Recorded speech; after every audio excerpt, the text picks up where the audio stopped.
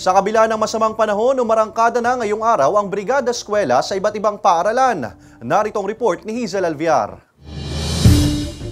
Tuloy ang unang araw ng Brigada Eskwela sa ilang mga paaralan sa Lipa City sa kabila ng nararanasang masamang panahon. Sa Rafael M. Lojo Memorial School, hindi man makapaglinis sa labas ng classrooms dahil sa pagbuhos ng ulan, inuna ng mga guro, magulang at iba pang mga volunteer ang paglilinis at pagsasaayos sa loob ng mga classroom. Ang balak namin ay sa labas, lilinisin, magagamas, magpuputol ng mga sanga ng mga puno.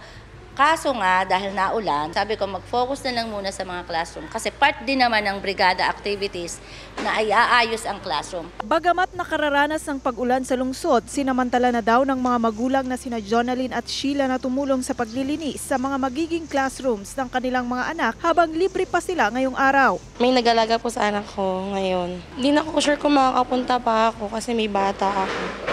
May baby ako.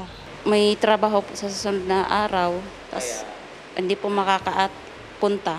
Ilang kagamitan sa paglilinis gaya ng mga walis at pintura naman ang ibinigay ng LGU sa mga paaralan bilang tulong sa Brigada Eskwela. Ayon sa principal ng paaralan, patuloy pa rin silang tatanggap ng mga nais pang humabol sa enrollment hanggang sa unang araw ng pasukan sa July 29. Magtutuloy-tuloy naman ang Brigada Eskwela hanggang sa Sabado.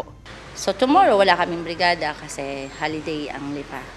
So, ang ginawa ko, i-combine ko na lang yung supposed to be ng mga taong tatao for Tuesday sa Wednesday o sa Friday para marami pa din.